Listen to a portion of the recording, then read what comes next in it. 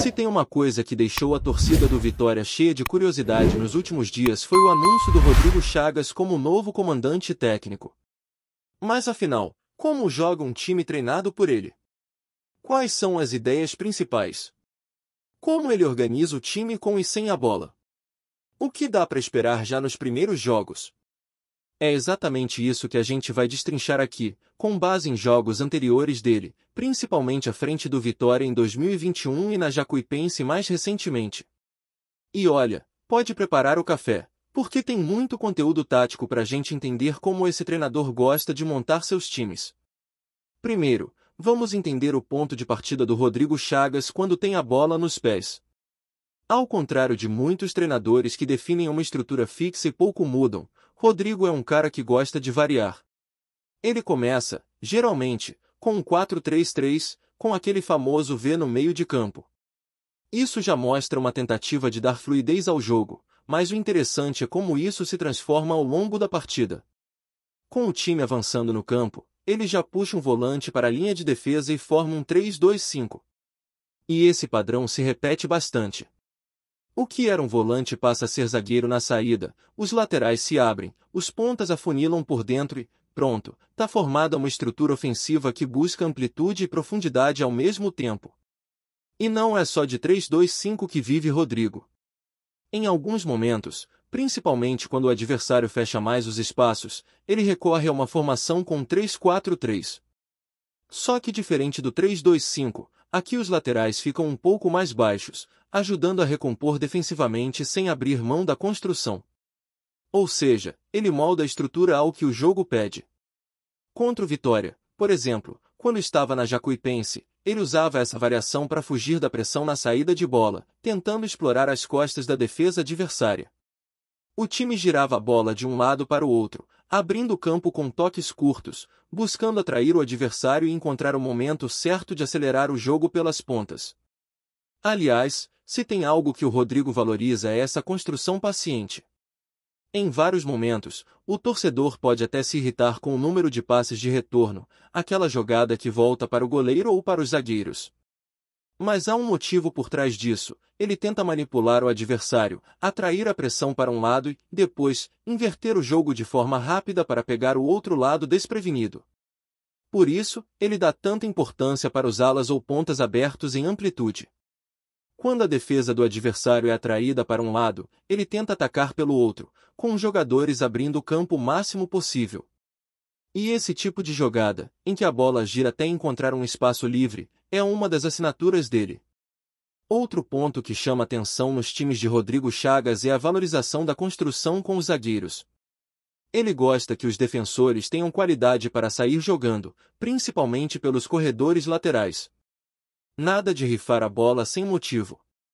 É passe curto, triangulação, troca de posição. Tudo com o objetivo de encontrar o espaço livre e atacar com mais consciência. E quando esse espaço surge, ele busca acelerar. Não é só posse por posse. A ideia é, sim, ocupar o campo ofensivo, mas sempre tentando criar vantagem.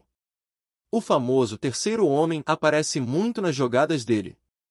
3 jogadores trocando passes rápidos, girando o corpo, buscando clarear a jogada e encontrar alguém em condição de atacar as costas da defesa. Agora, quando a marcação sobe e o adversário aperta a saída, Rodrigo também sabe que nem sempre dá para sair jogando bonito. Ele não hesita em quebrar a bola buscando uma referência no ataque.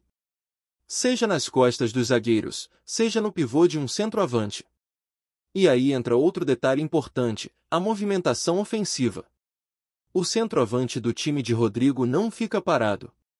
Ele se mexe, arrasta a marcação, abre espaço para que os pontas e os meias possam infiltrar. É um ataque que depende muito da inteligência posicional dos seus jogadores. Se o ponta está por dentro, o lateral avança. Se o lateral segura, o ponta fica mais aberto. Essa dinâmica de compensação é um ponto-chave no modelo de jogo. E se você acompanha o trabalho dele há algum tempo, vai lembrar que no Vitória ele usava muitos jogadores da base. Isso é algo que se repete, e pode ser um trunfo importante nesse retorno. Gente como David, Pedrinho, Cedric, Michael Douglas, todos ganharam minutos com ele. E não era só para preencher elenco. Ele colocava para jogar mesmo, confiando na capacidade de execução desses atletas. Então, para quem sonha em ver a base sendo valorizada no profissional, Rodrigo pode ser um nome bem interessante. Agora, sem a bola, o cenário também é bem dinâmico. Assim como na fase ofensiva, Rodrigo muda bastante sua estrutura defensiva. Em alguns momentos, a gente vê o time dele marcando num 4-1-4-1, com uma linha de 4 no meio bem fechada e um volante mais preso protegendo a zaga. Em outros jogos, principalmente em blocos mais altos, o desenho muda para um 4-4-2. Mas em qualquer um dos modelos, a ideia é clara: proteger o setor da bola. Ele não marca individualmente. O foco está sempre na zona onde a bola está circulando. É uma marcação por zona com muita atenção para fechar linhas de passe e dificultar a construção do adversário. O interessante é como o time dele se balança para o lado da bola. Quando a posse está na direita, por exemplo, todo mundo desliza para aquele setor, tentando gerar igualdade ou superioridade numérica. E isso ajuda muito a impedir triangulações e infiltrações curtas. No entanto, esse tipo de estratégia tem um ponto fraco: o lado oposto. Em algumas ocasiões, principalmente quando o time adversário consegue inverter rápido o jogo, o time do Rodrigo sofre. Foi assim no Vitória de 2021, foi assim na Jacuipense. Se a transição defensiva não for bem ajustada, esse tipo de balanço pode deixar brechas do outro lado do campo. Outro problema que aparecia com certa frequência nos times dele era o espaço entre as linhas. A famosa zona do entrelinhas. Em várias análises, dá para ver que havia uma distância considerável entre a linha de meio e a linha de defesa. Isso permitia que jogadores adversários recebessem livres nesse setor, com tempo para pensar, girar e armar jogadas. Agora, com um elenco mais experiente e alguns jogadores com um bom poder de cobertura, a expectativa de que isso possa ser corrigido. E falando em cobertura, os zagueiros do time dele têm papel fundamental. Eles saem da linha para cobrir os laterais, principalmente quando o time está exposto. A marcação por zona exige esse tipo de leitura constante. O zagueiro direito, por exemplo, cobre o lado direito se o lateral subir. O mesmo vale para o lado esquerdo. É uma defesa que funciona em conjunto, todo mundo ligado, todo mundo cobrindo espaço e tentando proteger a região onde a bola circula. Agora, como será que isso vai funcionar contra um time como o Atlético Mineiro, por exemplo? Um adversário que tem perseguições individuais, que tenta forçar duelos em todo o campo, e que muitas vezes tira seus jogadores das zonas para seguir os adversários. Rodrigo, por outro lado, prefere manter a estrutura. Ele dificilmente muda muito. Gosta desse padrão do 4-3-3 com variação para 3-2-5 na fase ofensiva, e 4-4-2 ou 4-1-4-1 sem a bola. A dúvida que fica é: ele vai se adaptar ao estilo do adversário ou vai manter a própria identidade? Outro ponto crítico que já apareceu em outros trabalhos dele é a famosa zona entre linhas.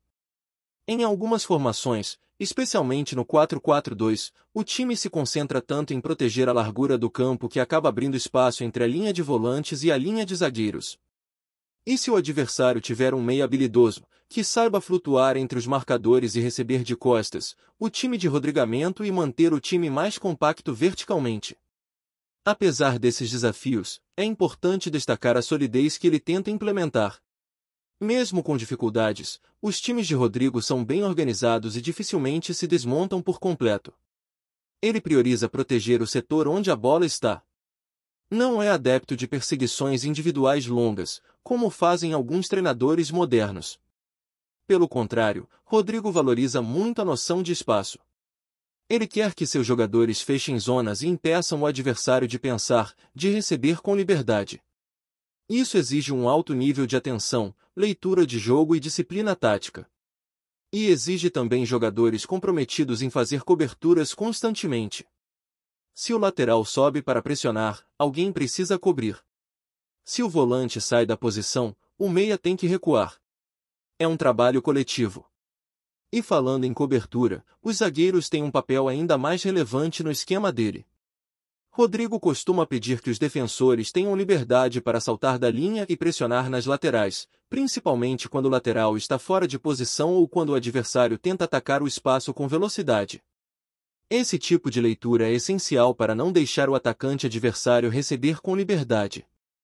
Mas claro, isso também exige muito entrosamento, porque se um zagueiro sai da linha, o restante da defesa precisa se ajustar rapidamente para não deixar buracos. E aí entra o papel do goleiro, que no estilo de Rodrigo é quase um terceiro zagueiro. Ele participa da saída de bola, se posiciona bem alto, oferece opção de passe e ajuda a iniciar a construção. Mas também precisa estar pronto para cobrir os espaços deixados nas costas da zaga, principalmente quando a equipe está jogando com a linha mais adiantada. Esse comportamento mais ofensivo do goleiro apareceu várias vezes nos jogos analisados. Em saídas de 3, com os zagueiros abrindo e o goleiro centralizado, o time tenta iniciar a jogada com calma, mesmo sob pressão. Quando não dá, o goleiro participa como opção para o recuo e às vezes até inicia um novo lado da jogada. Isso mostra como Rodrigo confia nesse jogador como peça fundamental na construção, e não só como alguém para defender chutes. Essa coragem para sair jogando, inclusive, é algo que define bem o estilo dele. Mesmo pressionado, ele tenta manter a posse, atrair o adversário e sair com qualidade. Outro detalhe que não pode passar batido é a forma como ele distribui os laterais em campo. Em muitos momentos, a gente vê uma assimetria na subida desses jogadores. Quando o time ainda está se posicionando ou enfrentando dificuldades para empurrar o adversário para trás, um dos laterais sobe enquanto o outro segura. Esse tipo de compensação ajuda a evitar desorganizações e previne contra-ataques. Já quando o time consegue controlar o meio-campo e se estabelecer no campo adversário, aí sim os dois laterais sobem ao mesmo tempo, tentando esticar o campo e oferecer amplitude. E como os pontas geralmente jogam por dentro, os laterais são fundamentais para abrir a defesa adversária e gerar profundidade. O uso dos pontas por dentro também é um dos elementos mais recorrentes nas equipes do Rodrigo. Ele gosta que esses jogadores entrem no meio, flutuem entre os volantes adversários e criem superioridade no setor central. Quando isso acontece, os laterais ganham espaço para avançar sozinhos, o que pode gerar cruzamentos ou jogadas de linha de fundo. Em outras situações, ele faz o inverso, ponta aberto, lateral por dentro. Isso confunde a marcação adversária, que muitas vezes se perde nesse revezamento. E é exatamente essa movimentação constante, esse jogo de compensações, que dá fluidez ao modelo de Rodrigo. E se tem algo que Rodrigo Chagas valoriza é a ocupação inteligente dos espaços. Ele não quer que o time fique simplesmente com a bola ou apenas se defenda. Ele quer que cada setor do campo seja utilizado de forma estratégica. Quando a bola está no meio, alguém já se posiciona no último terço. Quando a posse é recuada, os laterais se abrem. E quando a equipe está em fase de transição, ele tenta acelerar o jogo com poucos toques.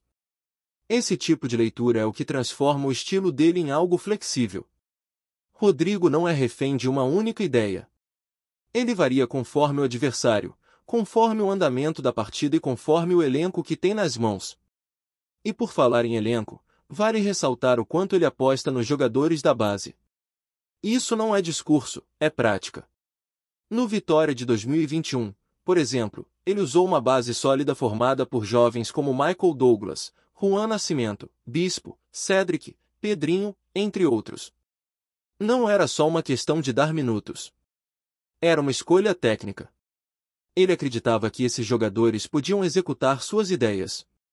E esse histórico é importante, porque mostra que Rodrigo tem coragem de usar a base em jogos grandes. Não se esconde. Confia no processo. E mais do que isso, molda o time com base nas características dos atletas que tem em mãos. Tudo isso nos leva a imaginar como será o comportamento do Vitória já no próximo jogo. Será que Rodrigo vai manter o bloco médio? Será que vai pressionar mais alto, num 4-4-2 agressivo? Ou será que, contra um adversário mais forte, vai se fechar num 4-1-4-1, esperando a oportunidade de acelerar em transições? Tudo vai depender do que o Atlético Mineiro oferecer. Um detalhe curioso é que o Atlético costuma marcar de forma individual em alguns setores do campo. Isso pode abrir espaços se o Vitória conseguir movimentar bem seus jogadores. Rodrigo, que prefere uma marcação zonal, pode explorar essas perseguições do adversário com inversões rápidas, trocas de posição e ataques coordenados. Uma possibilidade real é que o Vitória comece o jogo com seu desenho clássico de 4-3-3, com o tripé em V, mas transite rapidamente para o 3-2-5 à medida que conseguir estabelecer posse no campo ofensivo. Se o Atlético apertar a saída, Rodrigo pode optar por uma bola longa buscando o pivô de um centroavante que segure a jogada. A partir daí, o time pode avançar em bloco, com os pontas por dentro e os laterais abertos. Se tiver que se defender mais, a linha de 4 atrás deve se manter intacta, com 2 volantes protegendo a frente da zaga e os meias recuando para fechar espaços. Seja qual for o caminho escolhido, o que dá para afirmar com certeza é que Rodrigo Chagas tem um modelo de jogo bem definido, que valoriza o coletivo, a movimentação, o uso estratégico dos espaços e uma defesa que funciona de forma coordenada. Ele pode até mudar algumas peças, ajustar posicionamentos ou testar variações conforme o adversário, mas sua essência está em montar um time que pense o jogo. Um time que saiba o que fazer quando tem a bola, que saiba como se proteger quando está sem ela, e que tenha inteligência para se adaptar aos diferentes momentos da partida. O desafio agora é transformar essa teoria em prática dentro de campo. Gostou da informação? Deixe seu like, compartilhe com os amigos e comente sua opinião sobre o que está rolando no esporte. Quer saber mais sobre seu time favorito? Continue acompanhando o Nordeste Sport News. O rumor que circula nos bastidores do futebol brasileiro nos últimos dias ganhou proporções surpreendentes e tem agitado torcedores, dirigentes e especialistas do mercado esportivo. Segundo informações extraoficiais que começaram a circular em redes sociais e veículos segmentados, Luciano Heng, conhecido empresário e proprietário de uma rede varejista de grande renome, teria feito uma proposta bilionária para adquirir o Clube Vitória, tradicional equipe do futebol baiano que atravessa momentos de instabilidade financeira e administrativa. Fontes ligadas à diretoria do clube afirmam que os valores oferecidos pelo empresário são elevados ao ponto de transformar completamente o cenário econômico do time, garantindo capacidade para investimentos robustos em infraestrutura, contratação de atletas e modernização do centro de treinamento, algo que há muito tempo vinha sendo sonhado por torcedores. A notícia, ainda não oficialmente confirmada, provocou verdadeiro alvoroço na cidade de Salvador e nas redes de torcedores que, mesmo divididos, começam a especular sobre as possibilidades de um futuro promissor com o aporte de um investidor de tamanha magnitude, capaz de transformar radicalmente a realidade do Vitória e potencialmente colocá-lo novamente no mapa nacional do futebol de elite, reacendendo esperanças que pareciam perdidas diante das dificuldades recentes do clube. A proposta bilionária, caso se concretize, representa um fenômeno raro no futebol brasileiro, onde raramente se vê uma intervenção financeira desta magnitude em clubes de médio porte, sobretudo em equipes que enfrentam desafios administrativos e esportivos como o Vitória. O rumor aponta que Heng estaria interessado não apenas em adquirir o controle acionário do clube, mas também em implementar um modelo de gestão inovador, inspirado em práticas de mercado global e eficiência administrativa já aplicadas em outras empresas de seu conglomerado. A movimentação despertou a atenção de analistas esportivos, que avaliam que a chegada de um investimento desta natureza poderia transformar a estrutura interna do clube, redefinindo prioridades, fortalecendo a base e criando mecanismos para a sustentabilidade financeira de longo prazo. Torcedores, por sua vez, têm se mostrado cautelosamente otimistas, compartilhando nas redes sociais imagens de possíveis contratações e melhorias que poderiam surgir com o aporte. O rumor, que inicialmente começou como uma especulação tímida entre comentaristas esportivos, ganhou força rapidamente, alimentando discussões acaloradas sobre o impacto que Heng poderia ter no cenário do futebol nordestino, potencialmente levando o Vitória a um patamar antes inimaginável para clubes da mesma região. Enquanto os detalhes permanecem nebulosos, os bastidores do clube fervem com rumores sobre reuniões sigilosas entre representantes do empresário e membros da diretoria do Vitória, que estariam avaliando os termos da proposta e discutindo possíveis estratégias para aprovar o negócio sem comprometer a identidade e a história do clube. A magnitude do investimento, segundo fontes internas, poderia permitir não apenas a quitação de dívidas e pagamentos pendentes, mas também a criação de um planejamento esportivo de médio e longo prazo, capaz de reposicionar o Vitória em competições nacionais, possivelmente internacionais. A especulação ainda inclui a possibilidade de Heng investir em projetos sociais vinculados ao clube, ampliando o engajamento com a comunidade local e reforçando sua imagem de empresário filantrópico e visionário. Torcedores especulam sobre contratações de grandes nomes do futebol, melhorias no estádio e ampliação de centros de treinamento, imaginando uma nova era para o clube, enquanto comentaristas analisam os riscos de uma gestão corporativa aplicada a um clube com tradição popular. Esse burburinho, intenso e constante, mantém o Vitória no centro das atenções, gerando expectativa e ansiedade em todos os setores envolvidos com o futebol baiano.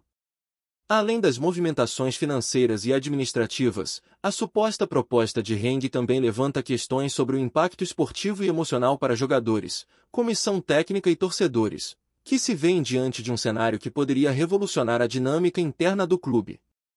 A pressão por resultados imediatos, a expectativa de investimentos em contratações de impacto e a promessa de um planejamento estruturado geram uma mistura de entusiasmo e apreensão, característica comum em clubes que passam por mudanças significativas em sua gestão.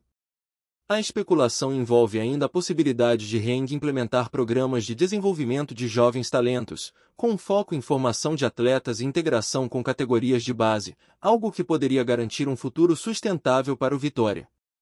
Além disso, circulam rumores sobre possíveis parcerias internacionais, visando não apenas fortalecer a equipe principal, mas também criar redes de intercâmbio esportivo que elevariam o clube a um patamar global, transformando sua visibilidade e alcance no cenário do futebol mundial.